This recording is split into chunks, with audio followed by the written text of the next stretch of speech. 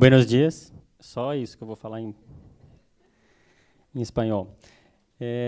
Primeiro de tudo, eu queria dizer que é uma honra estar aqui com vocês. É o segundo ano que eu estou aqui com vocês nesse mesmo propósito. E antes da minha fala, eu queria me permitir 3 minutos, tá? Não prometo que eu não vou atrasar muito. Mas eu queria compartilhar com vocês uma percepção que eu tenho daqui, especificamente de Montevidéu e do Uruguai, porque toda vez que eu venho para cá, eu tenho uma aula de cidadania. Então, isso é muito importante compartilhar, porque tem a ver com o tema que a gente vai falar hoje aqui. Fernanda? Cadê? Fernanda, gosto muito de Buenos Aires, mas minha paixão está em Montevidéu. Gosto muito, de verdade, mas aqui eu tive a oportunidade de ter aulas de cidadania que a gente não tem no Brasil, porque o Brasil é um país muito grande, é um país continental, de colonização portuguesa, e por conta de vários fatores históricos e culturais, a gente não consegue ter uma amálgama tão grande e uma participação no movimento da cultura do país tão grande quanto aqui. Eu dei a sorte de, no ano passado, ter falado aqui na ONU Mulheres, no mesmo final de semana do Dia do Patrimônio. É o Dia do Patrimônio. Eu estou falando muito rápido? Estou? Desculpa. Despacio. Vai me corrigindo, tá? Eu vou por causa do tempo. Mas foi uma oportunidade muito, muito boa de entender como o uruguaio se apropria do patrimônio, da cultura, do seu local, dos seus espaços públicos, a qualidade de vida das pessoas de todas as idades, circulando nas ruas até altas horas, muitos idosos, pessoas de mais idade, convivendo junto com crianças, frequentando bares, restaurantes, e eu e minha esposa ficamos muito admirados, mesmo de verdade, com muita vontade de morar aqui. O dia que o câmbio não for em dólar, eu com certeza venho morar aqui. Eu estou esperando estar vivo ainda e que vocês mudem logo para que a economia de vocês acompanhe o desenvolvimento cultural e emocional desse povo. Todas as vezes que a gente precisou de ajuda, e ontem eu estava com a Esther buscando um restaurante, chegou ao ponto de um trabalhador, um senhor que eu acho que trabalha em conserto de elevadores, a gente parou ele, abriu o carro, ele percebeu que a gente estava perdido, deu a informação, a gente seguiu 1,5 quadra e ele lembrou de alguma informação sobre o endereço e correu atrás da gente. Então, assim, a pessoa no final do dia cansado e se dispôs a ajudar um desconhecido. Esse é apenas um exemplo de vários exemplos de cidadania que a gente viu ontem, numa trajetória até o restaurante, com todas as pessoas com quem a gente conversou. Ninguém deixou de nos ajudar. E, além disso, mas muito além disso, uma das coisas que me admira aqui também vem da fala da Esther, que é em relação à quantidade de empresas que foram pactuadas com os WEPs do ano passado para cá. Quando a gente fala do Brasil, que é o terceiro país do mundo que tem empresas signatárias, a gente tem que parar para pensar no número de empresas que existem no país. Nós temos 200 milhões de habitantes. Nós temos centenas e centenas de milhares de empresas pequenas, médias e grandes. Então, a quantidade o parque industrial do Brasil é enorme. Então, quando você fala de centenas de empresas signatárias, a gente tem que comparar qual que é a proporção em relação ao número de empresas que tem aqui no Uruguai e a velocidade com a qual vocês abraçaram o tema. O Brasil hoje está passando por um momento de crise conservadora, digamos assim. As nossas eleições estão sendo bem polêmicas e o Brasil está rachado ao meio. Essa música aqui que já acabou meu tempo. Nem comecei. Mas o Brasil está rachado ao meio, em conservadores e pessoas mais liberais. A gente está vivendo uma crise e eu acho que esse vácuo, esse espaço, eu espero muito que seja ocupado pelo Uruguai. Eu espero muito que vocês sejam, nos próximos anos, uma referência para a América Latina inteira em relação ao número de empresas pactuadas com os WEPs. Eu acho que vocês têm um espaço enorme e têm talento e têm cultura e acho que vocês têm o mindset necessário para se tornar referência na América Latina. Tá? O espaço que a gente não ocupar como país, como Brasil, como cidadão, eu espero que vocês ocupem. Ainda admirando Buenos Aires, tá? Mas, dito isso, vamos à nossa fala aqui, rapidinho.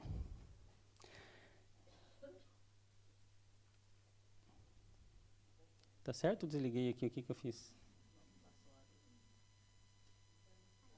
Aí. Então, eu vou caminhando também, tá? Então, o propósito do Grupo Boticário é criar oportunidades para que a beleza se transforme a cada dia, ela se multiplique e transforme a vida das pessoas dentro e fora da empresa. Tá? Isso é o grande lema que a empresa tem. Nós somos uma empresa brasileira e que se tornou um grupo recentemente com a aquisição ou criação de novas empresas. Então, cada uma dessas empresas representa um canal diferente de comercialização ou de venda. Mas o que eu queria trazer com essa mensagem aqui é que o Grupo Boticário hoje é pesquisa e desenvolvimento, fabricação, transporte, logística e vendas. Tendas, né? Lojas. Nós temos mais de 4.000 tendas espalhadas no Brasil e no mundo. Hoje é a maior rede de franquias de cosméticos do mundo. Então, é uma empresa bastante grande, com 10.000 funcionários diretos e quase 35.000 funcionários indiretos. Então, é uma empresa bem grande mesmo, no sentido de Brasil, né, é considerada uma empresa de grande porte, mas no sentido mundial é uma empresa de pequeno e médio porte. É igual a gente olhar o planeta Terra e o universo, a gente vai ampliando, a gente vai ficando pequenininho também. Por que eu quis trazer esse slide? Para mostrar para vocês que tem alguns exemplos que acontecem dentro do Grupo Boticário que são muito fáceis de aplicar com empresas pequenas, com um pouco de esforço e com um pouco de transição. Empresas de todos os tamanhos podem percorrer o mesmo caminho, e eu acho que isso é bem legal poder compartilhar com vocês. Então, a gente está presente em alguns lugares do mundo, tá? Eu espero que a gente abra uma fábrica aqui, porque pela quantidade de pessoas que levantou a mão, a gente está perdendo dinheiro. Eu faço parte da equipe de sustentabilidade, a minha área está dentro da vice-presidência de desenvolvimento organizacional, e eu acho legal também trazer esse slide para mostrar para vocês que é um tema transversal na empresa. O Nicolas falou uma coisa... Nicolás ou Nicolas? Nicolás falou uma coisa super importante, que o tema diversidade é um tema cross. E a gente tem que ter... Esse tema tem que estar dentro de uma área cross, que influencie e que trabalhe o mindset da empresa inteira. E hoje a gente tem quase 40.000 pessoas envolvidas no nosso processo. Diversidade hoje dentro do Grupo Boticário está dividida em 4 grandes frentes. Não quer dizer que a gente não atue em relação às outras frentes, mas essas são as principais. E muito no desafio de trazer mulheres para níveis mais executivos. Todos os estudos, basicamente no mundo inteiro, de Harvard, aos estudos em universidades brasileiras, em Sorbonne, Alemanha, França, enfim, várias universidades do mundo fazem essa pesquisa e chegam à conclusão de que a gente precisa aumentar o número de mulheres em cargos executivos das empresas. Já estou falando rápido, né? Desculpa aí. Etnias, a gente também precisa. No Brasil, a gente tem mais de 56% da população é formada por negros. Negros, no Brasil, é um grupo maior entre pretos e pardos, conforme a cor. Mais preto, mais preconceito. Menos preto, menos preconceito, até chegar no branco, que é o mais privilegiado da nossa sociedade no Brasil. LGBT, deixa eu voltar aqui. LGBT, a gente precisa olhar para esse tema com bastante carinho, porque a gente precisa incluir, e hoje, em pleno 2018, a gente tem situações em que as pessoas não se sentem à vontade para trazer a sua essência para dentro da empresa. A pessoa não consegue se revelar por inteiro e vir trabalhar com a sua identidade porque acha que, por algum motivo, vai sofrer um preconceito ou não vai ser promovida. E isso é um tema muito importante, porque é desumano você saber que, em 2018, tem muitas pessoas que ainda não podem levar a sua identidade para dentro da empresa. E, para nós, isso não é admissível. A gente não pode considerar que isso ainda é uma realidade. E pessoas com deficiência, no Brasil tem uma lei que define um percentual de pessoas com deficiência que tem que ser contratadas. Aqui tem essa lei, não? Tem? Quanto? Lá existe o Ministério Público, e o Ministério Público multa, reputação, é imagem da empresa, e todo mundo tem que cumprir. Mas também muita gente não cumpre. E a gente acha que esse é um tema super importante que o Grupo Boticário tem que trazer para a vitrine esse tema para dar o exemplo. Como grande empresa, a gente tem que colocar esse tema sempre à frente. Nossos objetivos é trabalhar muito vieses inconscientes. Eu acho que tanto a Fernanda quanto o Nicolás trouxeram o tema de vieses inconscientes. Isso é muito importante porque, gente, quem não conhece o tema de vieses inconscientes, eu sugiro que pesquise, porque essa é a base de todo o preconceito que acontece não só no ambiente corporativo. A gente vai perceber que a gente pratica vieses inconscientes em casa, na sua comunidade, no seu grupo de amigos. Então, isso é muito sério. Então, se a gente quer falar sobre igualdade de gênero, equidade entre homens e mulheres, ou qualquer outro tema de direitos humanos, a gente vai precisar abordar vieses inconscientes. Não tem como escapar disso. Indicadores internos, eu acho que é outro tema bem importante, porque não tem como você trabalhar esse tema sem a seriedade que o tema exige. E para você ter a seriedade que o tema exige dentro da tua empresa, você precisa estar fundamentado em dados e fatos. Então, os indicadores servem para quê? E aí não estou falando só de uma empresa grande como a nossa. Acho que em qualquer tamanho de empresa. Empresa pequena, eu já falei no ano passado aqui, tem ferramentas, tem Excel, tem planilhas, tem softwares que são baratos e fáceis de usar, mas o importante é monitorar os dados, é você saber quantos homens e quantas mulheres tem na sua empresa, mas não é só isso. É qual que é a proporção de velocidade de... Estou falando rápido de novo, tá? Desculpem. Eu vou até o fim, eu vou tentando me corrigir. Qual é a proporção e velocidade das promoções que as mulheres alcançam em comparação com os homens? Quantas mulheres talentos estão sendo promovidas na empresa em comparação com os homens talentos?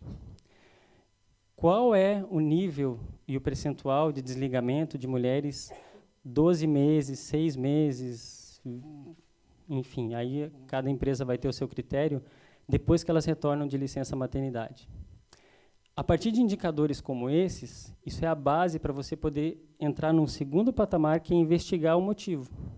Então, eu estou perdendo, por exemplo, 30% de mulheres 12 meses depois do retorno da licença maternidade. O que está acontecendo com a empresa e como a gente vai reduzir e que tipo de esforço que a empresa vai ter que fazer para reduzir essa perda de talentos. Então, indicadores basicamente servem para isso, para você monitorar a tua empresa, saber se a tua empresa está saudável ou não, porque o discurso é importante, o CEO falar é importante, treinar é importante, mas você só vai saber se a tua empresa está sendo diversa ou não, e principalmente se a tua empresa está sendo inclusiva, porque diversidade é uma coisa, inclusão é um complemento muito importante, se você tiver isso comprovado nos dados. Tá? Comunicação das marcas. Depois que a gente pactuou com a ONU, com os WEPs, a empresa ganhou uma autoconfiança para se comunicar com mais frequência sobre temas de empoderamento feminino. Então, acho que vale essa dica para vocês. Ser parceiro da ONU implica em algumas coisas muito legais, tipo, cara, eu sou parceiro da ONU. Né? Não é qualquer coisa. Né? Então, isso é uma coisa importante? É bacana, te traz visibilidade? Sim. Tem um outro fator importante, que é networking, que é a troca de empresas, é você conhecer outras empresas, saber o que essas empresas estão fazendo, dialogar, ter espaços como esse. Eu acho que um dos pontos positivos de pactuar com os WEPs é isso também, mas não é só isso, é compromisso. Os WEPs, quem pactuar WEPs vai saber que as meninas não são carrascas, elas não vão auditar a tua empresa vai ter que fechar porque não cumpriu o acordo. Não é isso. Mas implica num compromisso ético, que também foi falado aqui, acho que foi o Nicolás que trouxe isso também, que é fazer o certo. Tem que fazer porque é certo, é o correto a fazer.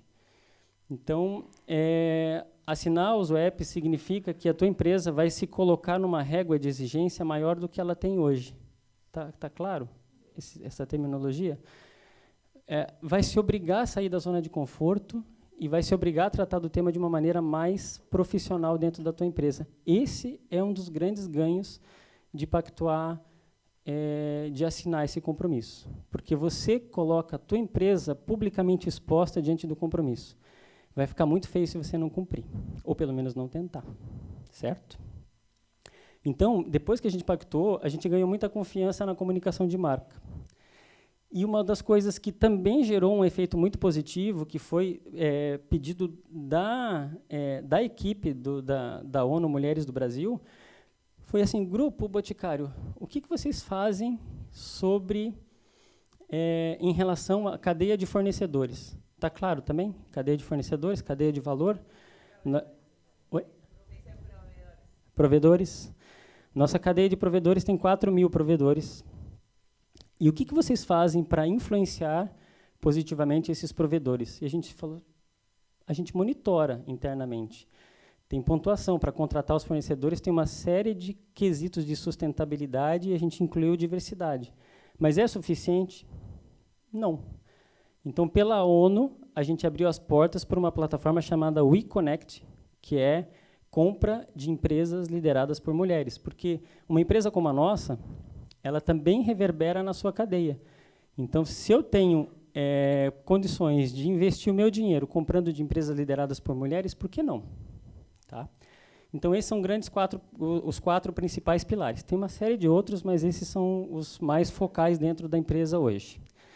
A linha do tempo eu estou trazendo aqui rapidamente, só para dizer que em 2015 a gente firmou os WEPs e que desse período em diante, muita coisa aconteceu dentro da empresa, e eu acho que isso é legal quando a empresa está realmente imbuída de fazer o trabalho, de fazer a lição de casa, de aprender, de entender com os consultores que a ONU vai trazer, de entender com outros parceiros, e isso abriu, inclusive, a possibilidade de fazermos parcerias com outras organizações, com outros movimentos, que não foi só a ONU Mulheres, que, no final das contas, só tem a agregar. A gente só tem a ganhar. Então, o que ganhamos? Essa lista aqui eu vou usar 15 minutos para falar sobre cada um. Mentira. Mas a gente ganhou muito, tá? Eu vou tentar trazer em termos mais práticos aqui. Como é que faz para acionar o vídeo, gente? Tem alguma teclinha aqui? Pessoal do... Ou você aciona aí? Onde é que eu miro? Tem cursor?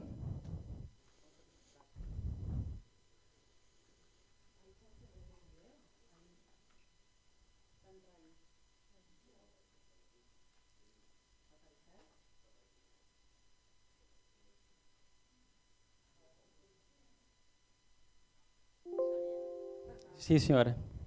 Eu vou distraindo a plateia aqui enquanto isso. Então, assim, a empresa hoje, a gente pode dizer que os ganhos estão para todos os públicos. A gente conseguiu conquistar mais coerência interna. Os nossos colaboradores ficaram mais engajados depois que a gente deixou público o compromisso. Nós desenvolvemos um documentário, que é o que eu trouxe aqui, mas depois vocês podem pegar o link. É um documentário que a gente usa até hoje para sensibilizar os nossos colaboradores, para conversar, para que os homens entrem na conversa também. E a gente tem, em todas as empresas, os funcionários nossos são reflexo da sociedade brasileira. Se a sociedade brasileira é preconceituosa, a gente tem gente preconceituosa ainda dentro da empresa, então a gente precisa tratar o tema sempre. E o documentário nos ajuda a trazer esse tema, e a gente fez uma versão em espanhol para que todos os nossos irmãos possam também usar, e a gente gostaria, e está aberto, para que vocês usem da melhor maneira. Caiu tudo? Hã? Não? Em tese, não. Tá. E aí, eu vou trazer mais para frente aqui um pouco, então, agora, o posicionamento das marcas. As marcas se tornaram mais corajosas em se posicionar. A gente tinha mais um vídeo aqui, esse também não dá? Hã? Você pode? I'm too sexy for my love. Aí. Esse vídeo representa a confiança que a empresa vai ganhando em se comunicar com o consumidor de uma forma mais diversa. Mostrar que os estereótipos têm que ser quebrados. Mostrar que a mulher, no mundo inteiro, não é a Gisele Bündchen. Respeitamos a Gisele Bündchen, gostamos de Buenos Aires, gostamos, mas a gente entende que o mundo é muito maior. Então, assim, para o Grupo Boticário entender que o padrão de modelo, a moça loira que está na nossa loja, com a cabecinha do lado, dizendo, posso atender? Né, o que você precisa? Isso cai por terra. As pessoas precisam se conectar, as pessoas precisam se identificar nos nossos produtos, nos nossos modelos, e isso é muito importante. De verdade, isso é muito importante. Então, a confiança que a ONU, que o trabalho com a ONU nos deu, é de dar passos mais ousados, porque nós somos, hoje, a marca Boticário é a marca mais amada do Brasil. Tem uma pesquisa que qual é a marca mais amada do Brasil? É o Boticário. E a gente tem uma influência, uma responsabilidade muito grande na mudança do mindset dos nossos consumidores. Então, propagandas como essa fazem diferença. Pode passar.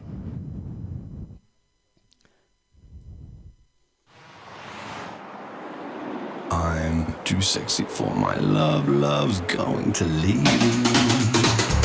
I'm too sexy for my shirt, too sexy for my shirt, so sexy. Sinta sua sensualidade na pele com Nativa Spa Ameixa Negra, que tem fragrância marcante e gotas de quinoa. Ameixa Negra é Nativa Spa e Nativa Spa é o Boticário. Acredite na beleza. I'm too sexy for my shirt. Então, esse tipo de intervenção na sociedade brasileira é importante porque o brasileiro é muito conservador ainda. Eu acho que aqui também, em toda a América Latina, em todo o mundo, então isso ajuda a mudar a cabeça. Mas mais do que uma marca estar empoderada e corajosa para falar para fora, é também se relacionar com o consumidor, não só nas grandes campanhas. Isso é algo que qualquer uma das empresas que está aqui pode fazer.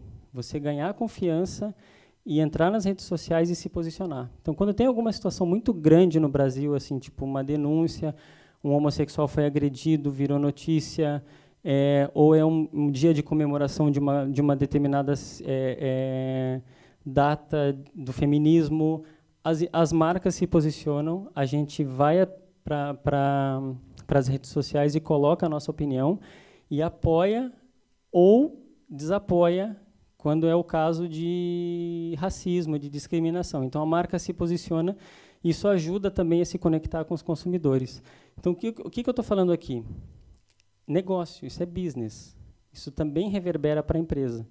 É ética, é necessário, é fundamental a gente se posicionar. A marca que fica em cima do muro, na minha opinião, está deixando de se conectar com seus consumidores e está deixando de ganhar no final do dia também, tá? Porque isso também reverbera para a empresa de volta. A gente vai fazer isso só porque quer imagem? Não. Mais uma vez, aquilo que o Nicolás trouxe é que assim, é porque é o certo. Mas, by the way, a empresa também ganha. Isso também é negócio. Então, a gente tem algumas intervenções, eu vou passar rapidinho. Dá para ser esse aí também? Juro que não vai ser muito, tá, gente? Está acabando.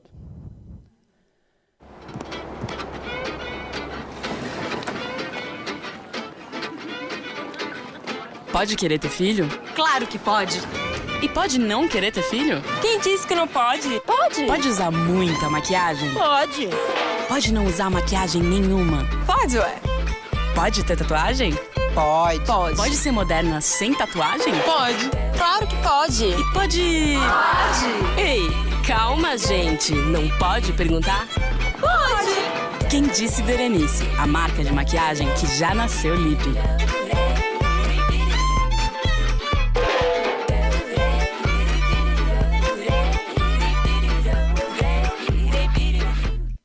Pode.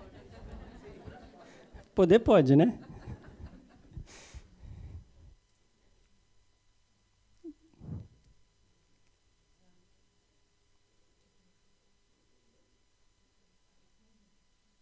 Eu não vou mentir. Eu nasci pra ser pai. As crianças adoram as minhas brincadeiras. Eu sei respeitar o espaço deles. Claro que às vezes eu preciso falar sério, mas... aí entra o meu lado sensível e tudo bem. Não é nada fácil, mas fazer o quê? Eu nasci pra isso.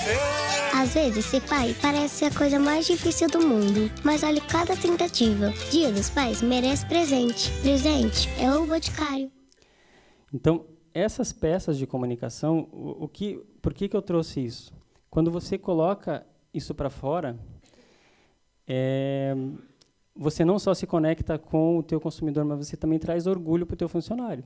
Eu acho que o engajamento do funcionário, pelo menos do funcionário das marcas, das equipes, está cada vez maior, porque as pessoas acabam admirando o local onde elas trabalham, porque faz sentido o que eu estou fazendo. Né? Eu acho que eu estou trabalhando não só para fabricar perfume, eu estou trabalhando também para formar opinião. E diversidade como um todo, mas principalmente equidade de gênero, forma muita opinião e forma muito empoderamento interno. A gente vai esperar, a gente não tem todos os indicadores. Eu fiz bench com mais de 20 empresas no Brasil. Não tem nenhuma empresa, e nenhuma delas me falou que conhece alguma empresa que esteja 100% diversa. Tá? Isso mostra o quanto o machismo é estruturante. Não tem. O racismo também é estruturante. Não tem equidade racial em nenhuma das empresas. Mas isso significa que eu não vou comunicar, eu vou esperar até 2050 para ter equidade racial dentro do Grupo Boticário para comunicar? Não. Porque quando eu comunico isso, eu também me torno uma marca empregadora. O termo marca empregadora é fácil de reconhecer, porque no mercado, o mercado precisa reconhecer essa como sendo uma marca aberta a empregar público de diversidade. Então, isso ajuda a trazer talentos diferentes do padrão homem, hétero, cis, branco. Então, esse tipo de comunicação é importante porque traz retorno para dentro também.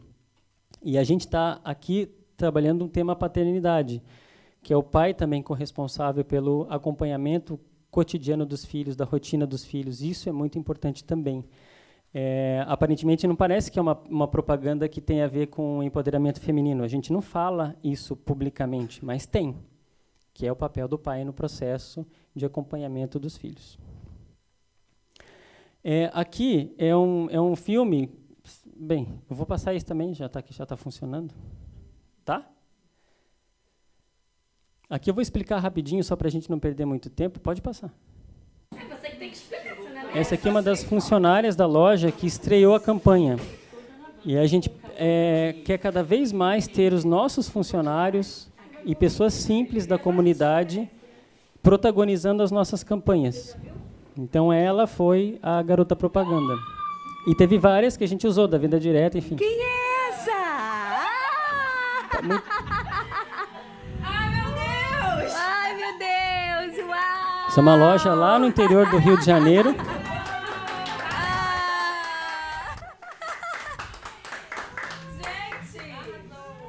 Tá linda! Que emoção! Você vai ser a vitrine da sua loja. Ai, meu Deus, que lindo! Ai, foi o Boticário que mandou pra você. Pode ir. Manda um beijo pra Pode não. eles. Um beijo pra todo mundo. Então, assim, gente, é só um exemplo de que é possível a gente trazer diversidade para as nossas campanhas também. E, por incrível que pareça, lembra aquela do I'm Too Sex lá, que a primeira modelo que estava sentada num banco de trás de um carro? Isso gerou um incômodo numa parcela da população brasileira que nos mostrou o quanto somos racistas. As pessoas não conseguem admitir que uma mulher negra, que não está dentro dos padrões do estereótipo de beleza que todo mundo acha que tem que ser, pode sentar atrás de um carro e ter um motorista. Então, isso é um absurdo. Mas a gente provoca reflexão também quando isso acontece, porque nessa propaganda de paz não parece nada demais, né? Mas gerou um movimento racista no Brasil que a gente teve 16 mil dislikes em 2 dias dessa propaganda do Dia dos Pais. Os movimentos sociais do Brasil inteiro ficaram revoltados e em mais 2 dias teve mais de 117 mil likes, que foi o Brasil inteiro tentando responder contra os racistas. Então, isso gera debate, e esse debate é importante porque ele volta para dentro também. Então, estou trazendo isso tudo para vocês porque, independente do tamanho de empresa que vocês tenham, tentar ter essa coerência entre o que você faz dentro e o que você faz fora é extremamente importante.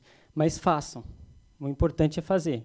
Mesmo que os teus números não estejam 100%, mesmo que as tuas metas ainda não tenham sido alcançadas, faça, porque isso gera resultado para dentro também. Isso ajuda a um círculo virtuoso de coerência que a empresa vai ter que buscar para sempre. A gente tem alguns números, eu vou passar aqui rapidinho. 53%, a gente não se compara a vocês, viu? A minha meta, Fernanda, é chegar um dia perto da tua empresa. Mas a gente está tentando, tá? 53% das contratações de 2017 foram de mulheres, 54% das promoções também, 52% das colaboradoras do grupo dos colaboradores são mulheres. Como é uma empresa grande, o desafio é grande de manter esses números. Posições de cargo de liderança a gente está em 50%, sucessoras a gente está em 54%, mas a gente ainda tem o desafio de mulheres na alta liderança. É o mesmo desafio. Mulheres vice-presidentes está igual, 50-50, mas quando você baixa para a diretoria e alta gerência, o número de mulheres é inferior ao número de homens. Tem vieses inconscientes aí por trás. A importância dos indicadores, a gente foi reconhecida a empresa brasileira que, no Brasil, né, tinha várias multinacionais concorrendo, entre 98 grandes empresas, fomos a empresa que melhor monitora os indicadores de gênero no país. A ONU também nos propicia espaços como esses. Esses espaços são muito importantes para a gente discutir, evoluir, trazer os nossos gestores, trazer os diretores homens para esses eventos, para que eles falem. Aquela foto de baixo é o diretor de operações, que comanda um monte de homens e falando sobre empoderamento feminino. Isso é importante também para colocar os homens não como protagonistas. O homem tem que ter o seu lugar de fala, mas é preciso a gente trazer os homens para o debate. É bem importante, porque senão eles não movimentam e muitos deles travam o desenvolvimento da equidade e da diversidade. Então, aqui só alguns eventos. Isso tudo é aberto por conexão com redes como dos webs. Só passar aqui rapidinho. E aí deixar aqui quais são os 4 principais aprendizados. Se eu tivesse que deixar para vocês 4 mensagens. Dados organizados e atualizados são fundamentais. Não dá para fazer um trabalho sério sem isso. Não dá. Então, quem não tem que tentar. Vale o compromisso, porque isso depois vai reverberar muito para a tua empresa. Isso pode, inclusive, influenciar outras áreas. O machismo, infelizmente, é estrutural e dificulta todos os avanços. Então, se você não trabalha a educação em vieses inconscientes, esses dois estão juntos, você não consegue combater o machismo estrutural dentro da empresa. Tá? E cada empresa tem o seu caminho, para percorrer, mas é sempre possível conseguir, independente do tamanho. Tá bom? Obrigado, gente.